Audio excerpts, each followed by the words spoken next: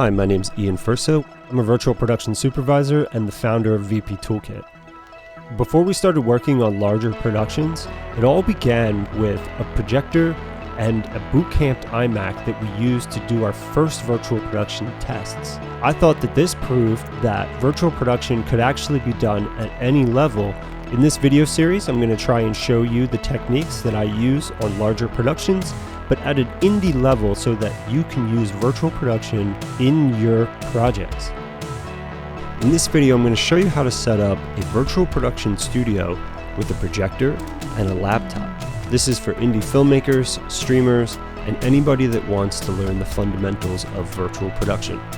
So here's a list of what I'm using in this video. I'm just going to pop it on the screen here. So I'll be using the VP Toolkit plugin, but I'm also going to show you how to do it with just Unreal Engine. Let's get started.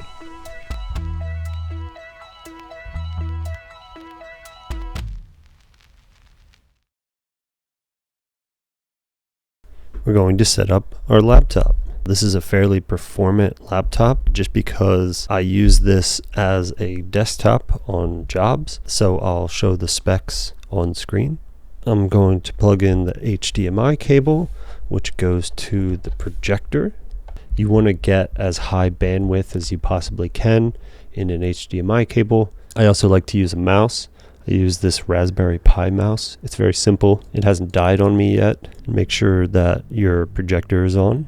So now that you have your projector plugged in and running, you can see it's on the display behind me on the projector screen. We'll get into a little bit more about calibrating that and how to shoot on it once your laptop is set up. So first you'll need, of course, Unreal Engine, which is what we'll be using to render. I'm going to be doing this with 5.3.2, but this workflow should work with newer engines like 5.4. I've also downloaded the latest VP Toolkit plugin for my engine version, and we'll be using the VP Toolkit plugin throughout this for setup, but I'll also be showing examples of how to do it without the plugin. Okay, so once you've downloaded the plugin, you're going to want to extract that. I usually just hit extract all and then extract it into my downloads folder. So once that's extracted, you're going to want to go to VP Toolkit Studio plugin and then copy the folder that is below that. Now, if you're setting this up for the first time and you don't have a project in mind that you want to use, or you're afraid that a project that you're using is causing you to have problems and you're not able to move forward, some Unreal Engine environments can have issues that will slow down your workflow. I would recommend making a ICVFX template and then going through this whole process. I'm going to be using a project that is an environment that is a little studio that we've been using for all of the rest of our content. So if you can download something from the Unreal Engine Marketplace and give it a try, or start with the blank ICVFX template. So in your project folder, you're going to want to create a new folder, and we're going to name this plugins. Make sure it is spelled correctly with a capital P or it will not work. We're going to paste the VP Toolkit plugin into that plugins folder. Now let's start our project. So once our project is running, we're going to go to a content browser and we're going to run the plugin widgets. So we're going to go to plugin here. If you don't see this folder path to your left here, or you can't find it in your folder structure, make sure you go to settings and then show plugin content. So we're going to go to the VP Toolkit content, we're going to go to widgets, and then we're going to right click on the Fursa widget and hit run editor utility widget, and then we're going to right click on the stage widget and do the same, run editor utility widget, and then you can see that it says no config found. That basically just means that it is not set up. It's not detecting an nDisplay config that's set up with the VP Toolkit plugin in the level. All right, so let's make sure we have all of the plugins enabled. If you're using the VP Toolkit plugin, it will actually enable majority of the plugins that you need to be able to do this workflow automatically. This makes it easier to set up projects. but we're going to go through some of them to make sure that they're enabled if you're not using the plugin. So you'll want to search for ICVFX and make sure that ICVFX is enabled. We also want to make sure that stage monitor is enabled. We're going to be using that to check the frame rates. And then we also want to make sure that multi-user is enabled. Multi-user editing. We want to set up a stage level. So first we're going to build a level system. We're going to just do a new stage and a template stage config. This will automatically create an ICVFX Frustum config that's already set up. And we're going to choose to add a Frustum camera. Now we want to put in our production name. I'm just going to name this Mastering ICVFX and then hit build all levels. It's going to want you to confirm that this is the label of your project. You're using a new stage level and the ICVFX config. And now you'll be in total darkness. But you can see that the plugin is woken up because it detects a config. But let's add our levels. So let's go back to the levels tab. So I'm going to choose my environment levels. I have a level for my lighting. And then I also want to bring in the stage level. So the VP Toolkit plugin automatically sets up a persistent level as well as the sub-levels underneath of it, and then sets them to always loaded. So this is what you'd have to set up if you wanted to do it manually. You'd want to create a persistent level and then create your sub-levels and add them accordingly. Now, a quick way to automatically snap your stage to you is to use the Snap Stage to View tool, which is right here. It will automatically snap your stage to the ground underneath you, facing the direction that you're in. So it's one of our previs tools, and it comes in handy. Okay, so once we've got all those levels built and our stages in there, we're going to make sure that we save all. Very important with Unreal Engine because you never know when it's going to crash. So now let's configure our stage inside of the nDisplay config. If you just select stage config, it will select it and then hit edit. So this is where we'll do all of our mapping to tell the virtual environment how to render the world onto our screen. If you're not using the plugin, you'll now have to create an nDisplay config. I'm going to go back to my content folder to the bottom and just create a new folder. We'll just call this NDC. So that's for nDisplay config. And then in here, we'll right click, go to create nDisplay config. We're going to create a new config, mastering VP config. You can also just call it NDC or whatever your studio or project name is fine. Now we're going to need to set this up, which is the step that the plugin automatically does. So we're going to need to add an ICVFX camera so that we can do in-camera VFX. And we don't want that attached to our default view. And then we're going to need to go to cluster, add new cluster node. And then I'm going to select 1920 by 1080 because that's what my resolution is. And then I'm going to put in the IP address of my machine. So once you add this, you can also select your node here and access the window settings here. So you can change all of these settings, IP address, anything like that. And then in here, we're going to select default viewpoint. That's going to use this default viewpoint that we have here in our components as its perspective. And then we're going to need to select a mesh and then nDisplay screen for our screen. Then we're going to add that nDisplay config. So one thing that we want to do, and then we're going to add a Frustum camera to this. So if we go up to the top left here and go to cinematic and then cinema camera. So we'll want to connect that to our mastering VP config. And then we want to make sure that that's in the correct level. You don't want to accidentally add it to another level and it won't let you parent it to the nDisplay config. So we can rename this. I'll just call it Frustum Cam. I generally like to add it to a stage folder. We'll want to connect that new cinema camera to our ICVFX camera. So select your nDisplay config, select your ICVFX camera in the components menu of your details window, and then scroll to the in-camera VFX and cinema camera actor. Let's select our Frustum camera. Let's open our nDisplay config Now if you set up a manual nDisplay config but you still are working with the plugin, just go to class settings and then select parent class and search for nDisplay root config. That will enable the plugin features for that nDisplay config. Now I'm going to get back to using the nDisplay config that was generated by the plugin.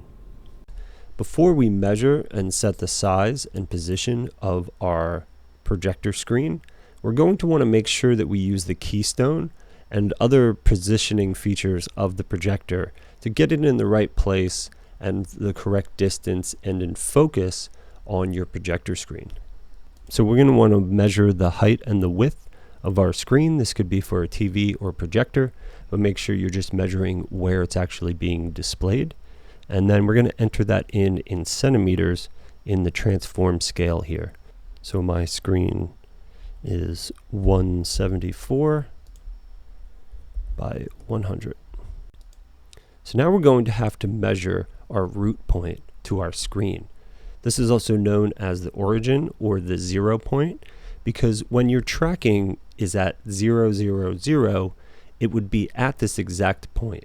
This is the point that we measure all of our physical objects and then put that into our virtual world and correlate the two virtual and physical worlds together. The more accurate this can be, the more real your virtual environments will look.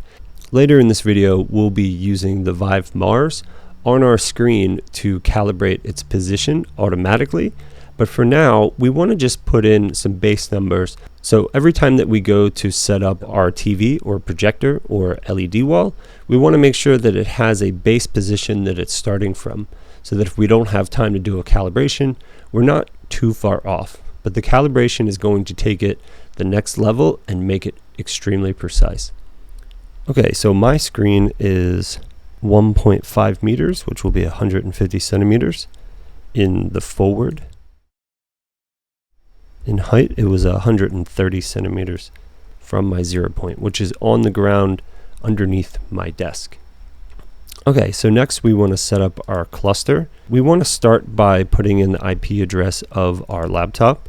The way we'll get that is we can go to command prompt and just type in ipconfig, and then it will give us the IP address of our machine. And then I'm going to put that in my node here. If you have to create a much more complicated setup with multiple nodes, you might want to check out our online course where we dive in how to do this on an LED wall stage. We can go to the display settings, and we're just going to take a look at what's going on here. We have my main display, which is display 1. That's the one that we're recording right now that you can see. I have another display that is a part of my laptop. That's a touch screen that comes with this model of laptop. And then I have the projector, which is 2 here. So if I hit identify, you can see the number 2 show up behind me. And then our screen is 1. So I currently have the projector set up to the left side of our main screen. So on that screen, we want to make sure that our scaling is set to 100. And then I chose to do 1920 by 1080, even though I could do 4K.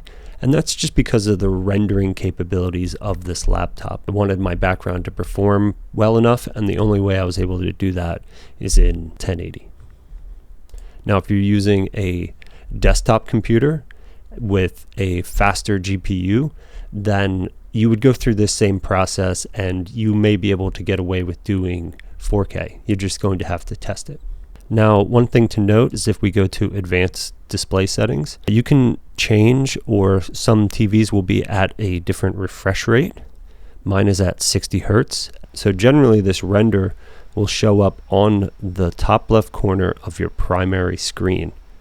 So that's right here on our 1. So what we want to do is we want to tell it to show up on the top left of the screen to the left of it. So I'm actually going to put in the length of the screen, which is 1920, and then I'm going to put negative 1920, and that's going to offset it backwards. We can go to our window and then position, and the first one will be negative 1920, and then you can see how it moved backwards. So this is the beginning of our screen behind it. Now if I had the screen over here, we would want to offset it by the position of our larger screen. So we would need to take whatever resolution this is, and then we would enter it in that same spot. So this would be 2560 if we wanted to render to this screen over here on the right. So I'll set that back. And then for our viewport, we want to make sure that it's selected on mesh, and then the screen is selected. Now this is something that the plugin does automatically, and then we want to make sure that the viewport is set to 1920 by 1080. If you're doing this manually, you'll also have to add an ICVFX camera. You'll have to create a Frustum camera as well in your environment. So we're going to compile that and save it. So there's a little button up here that says export. We're going to want to export this. So I already have a config here that I'm just going to overwrite, but you want to just leave it as the name of your config. And then if you hit this 3 little dots here, there is an option to export on save. So every time you hit save, it will export a new nDisplay config for you. So once we find an area of the environment that we want to film, and we snap our stage there using this snap to view tool, we're going to want to set a location marker. So I'll just name this, so I'll put location 5, and then we'll put mastering VB. And now you can see that location in my list. And now if I wanted to load other locations and jump around my set and then jump back to where we were. So if you need to change any of your location marker settings, you can just click on the location marker or find it in the environment, and then go into the actual details panel, and you have access to change any of the settings that are set. To select your Frustum camera, you just hit select actor, and as long as everything is configured correctly, you'll select your Frustum camera. Bring that up in height. I'm going to bring it back a little bit. I'm going to actually measure the distance of my real camera to my 0 point. Later we'll be setting this up with Vive Mars so that it moves with camera tracking. But for now we're just going to position it in the same position of our actual camera. You're going to want to measure this from the center of the lens and get as accurate as possible. But depending upon your setup, this may not be totally important if you're not moving the camera. So now if we need to adjust any exposure settings, we can do that here in the Frustum widget. And then we want to make sure that we set our sensor size. I know this camera is 23.5 by 13.22. And then if you have one of the cameras on the list here, definitely want to select that, and then you can choose from multiple formats. You can also create your own custom camera format settings, but in this video, since we're just doing a quick setup for beginners, we're not going to dive into that, but you can totally customize that with our plugin. And then I'm going to make sure that my lens is set to a 50mm because that's what we have, and then our t-stop is T24, and I'm going to go into the lens data settings and then enable focal distance, and then I'm going to enable the ICVFX depth of field solver. So this is automatically going to put more accurate depth of field on our background when we actually render it. If you need help setting up lens data, check out our videos on how to do that. Once we set up our camera, we're going to want to save a shot. You can see that it knows what location we are at. And then I'm just going to name this ACAM setup, and then you can put things like no filters, or if there was ND in the camera. I use this a lot on set. You can also put the t-stop or any other things that you need to be able to recall that happened during that shot. Now you can choose this to be previs or for production. Since this is going to be our production camera, I'm going to leave it as a production. But if you're just coming in here and doing previs and you want to use this for storyboarding, you can select previs. So now that we added our camera shot, we'll be able to recall these settings at any time. So now I'm going to measure my camera to the 0 point and put that into the position of our Frustum camera. So it's negative 2.5 meters, which is 150 centimeters, back from our 0 point. And it is 120 centimeters in height. So we're going to be setting up tracking later to get this more precise, and we're also going to do a lens offset. So we're going to calibrate the offset of the lens to the actual tracker during our Vive setup. Before we get into Switchboard, we'll want to go into our project settings and set our map and mode to the VP Mastering ICVFX P. So it will be whatever you wrote with VP before it. Whatever you put in as your production label, it will be VP before it and ICVFX, and then P stands for persistent. So we want to make sure that those are the default maps so that when we restart our project or fire up nDisplay, that those are the maps that come up right away. Now to run Switchboard, you can launch it from right here. You can also run it from where the file actually lives, but in this video I'm not going to go over that. You can check that out in our more advanced videos. If that is the first time running Switchboard, you're going to have to build the dependencies. This can take a little while, so be prepared for that. Once Switchboard fires up, it may just prompt you to make a new config. But in our situation, I already have one, so I'm going to go to configs and then new config.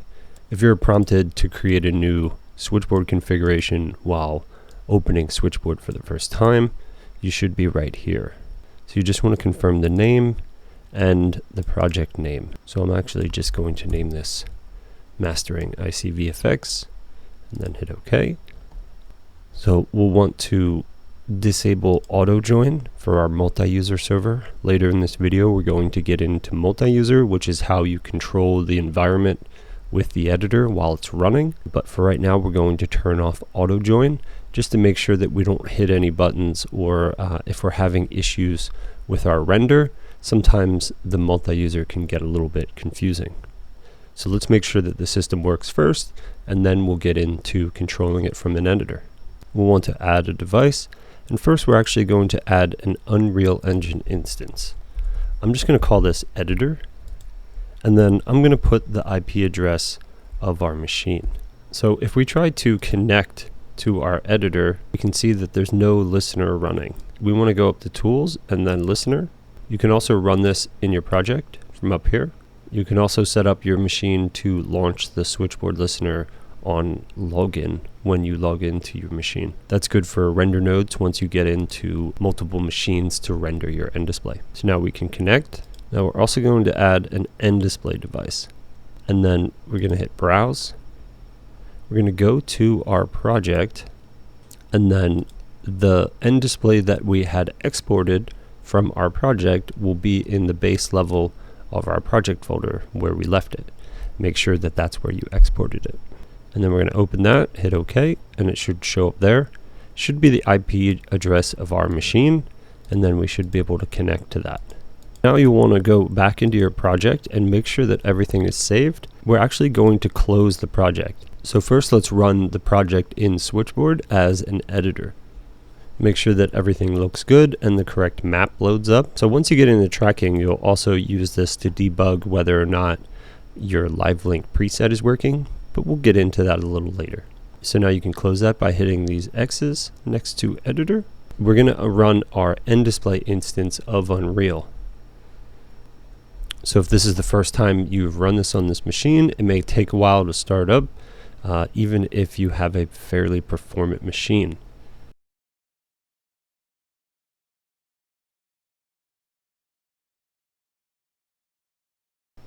So if at this point your project hasn't fired up, or it took a really long time and crashed, we're going to go over a couple debugging things, and I hope that they work for you, or if you have anything else that it may answer your questions. Okay, so the first thing that I want to show you is if your nDisplay fired up a joystick UI on top of your Unreal Engine instance. So that should be a quick fix. So you want to go to project settings and then just search for default touch interface.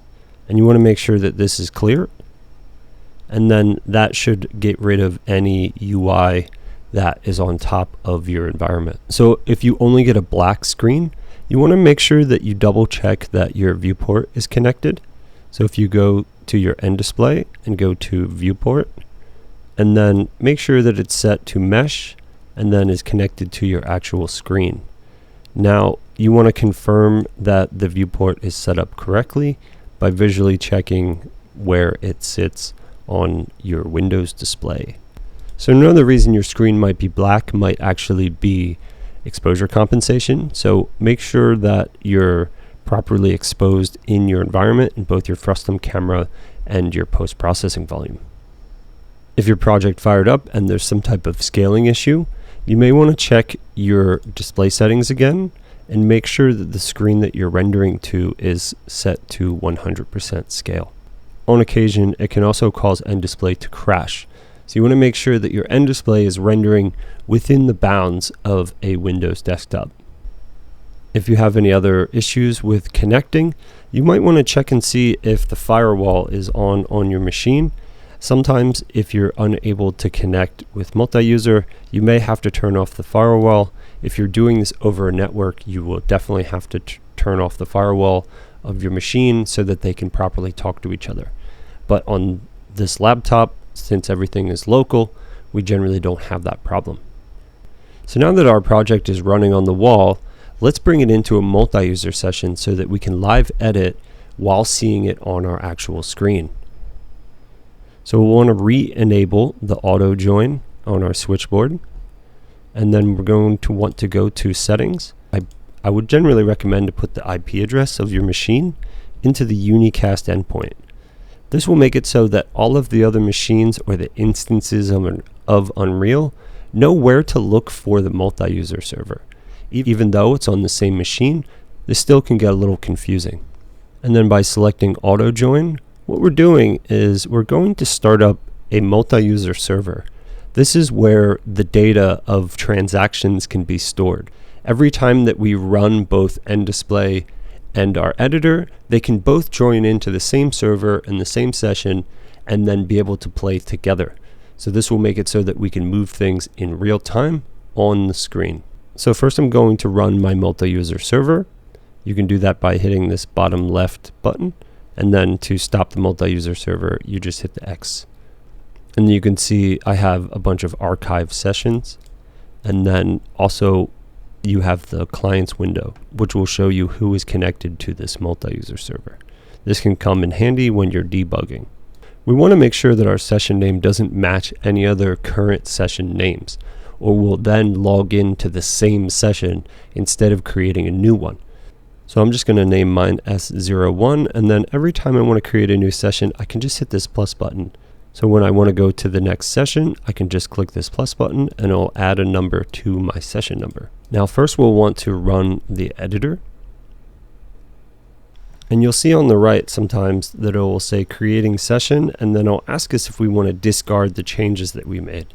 Sometimes there's things that automatically happen in Unreal that pretty much add a transaction or add a change. So we can just disregard, and then we can see it said created session S02.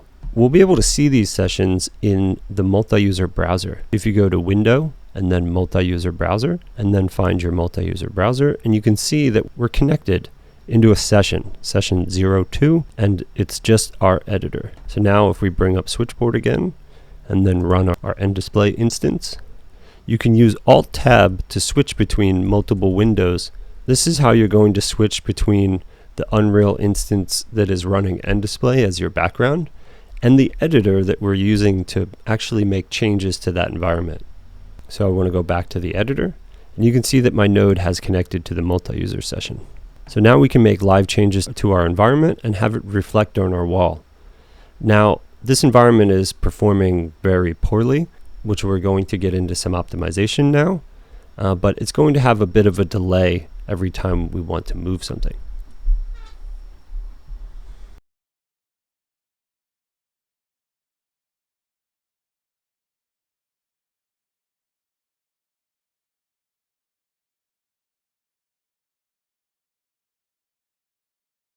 So before we get into optimizing the environment, I'm going to quickly show you how to save with multi-user. So when you hit save all while in a multi-user session, it doesn't actually save to the local copy on your laptop or on your machine. It's storing those and sending that data to the other users in the multi-user session. Hitting save all is what you'll want to do if you want to update the other machines if they haven't been updated in the multi-user session. So it pretty much pushes the data to the other machines as a save. Now if we actually want to save our changes to the local copy on our machine, we're going to have to persist them. So to do that, you go to the bottom right corner of revision control and then select persist session changes. Now, generally, if you just hit persist, it may not let you save because you have two instances of Unreal Engine running at one time. That means that when you try to save one, the other one is locking those files. So if you hit make files writable, if you select make files writable, you can persist while in a session with another instance of Unreal running the same project. Again, I'm Ian Fursa with VP Toolkit, and if you like this content, please subscribe to our channel. We also offer virtual production services, and make sure to check out our plugin. It's a real lifesaver on set. Now go film something cool, tag us, and I'll see you in the next one.